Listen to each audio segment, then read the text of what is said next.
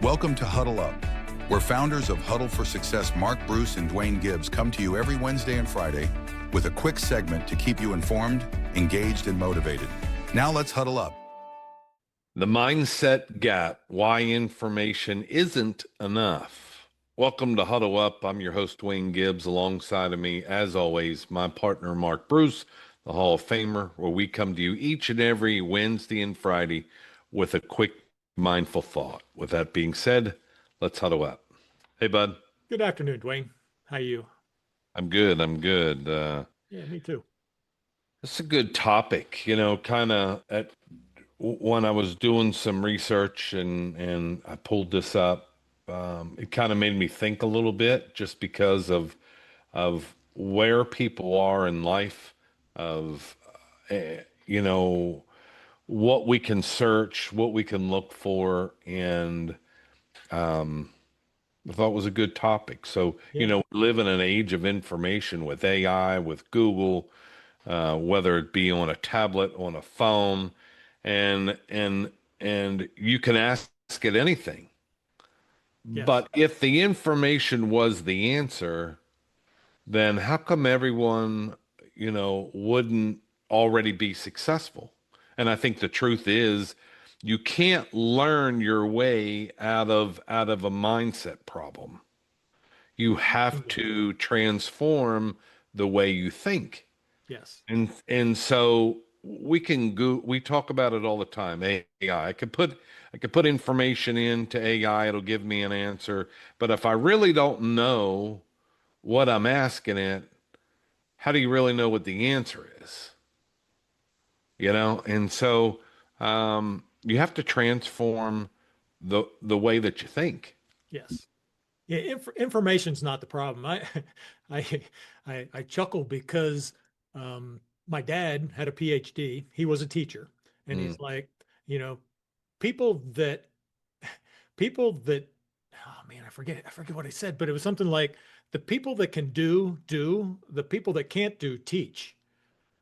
So teachers have all the knowledge. They teach all the information. They have all the information, but rarely do you see a teacher that's highly successful, other than the fact that they do help people learn information, but information is not just the key.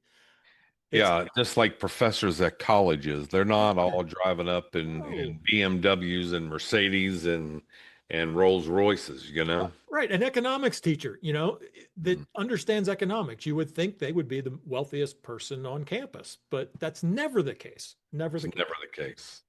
Now, that's not to say that education isn't important and information isn't important. It is. It is, sure.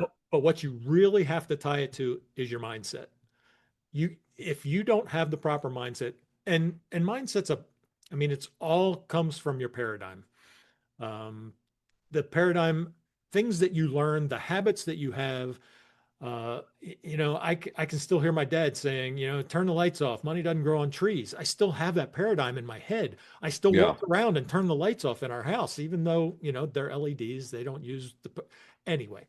It's hard to change a paradigm, but what we have in our program, Thinking into Results, there is a scientific way to change a paradigm.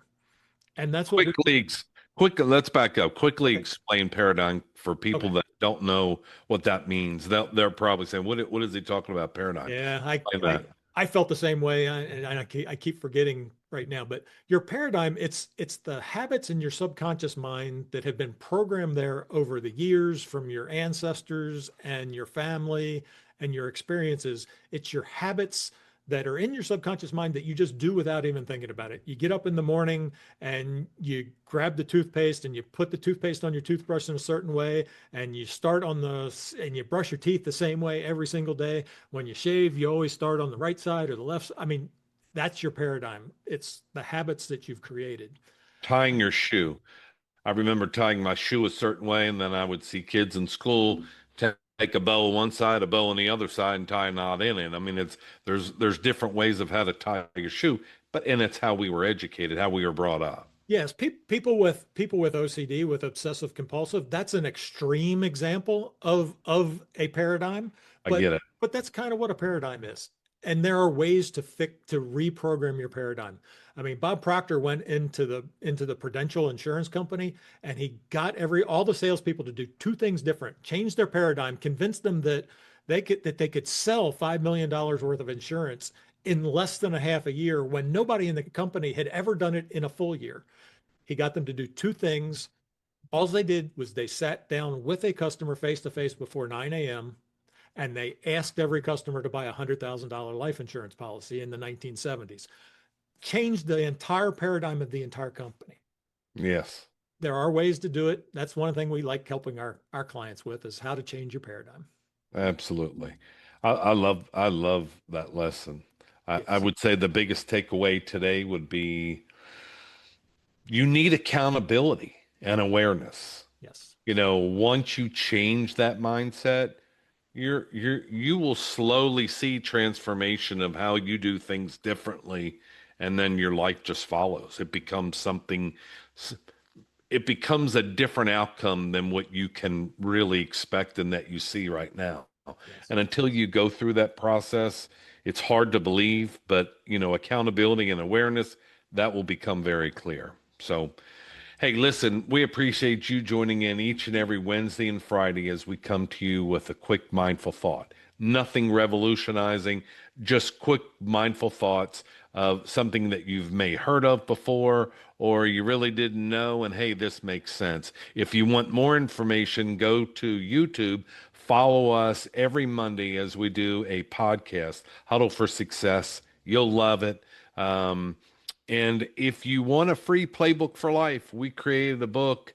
Go to huddleforsuccess.com. We give it away for free. We've had awesome reviews. People love it. We'd love for you to like, share, leave a comment, and keep the comments coming in.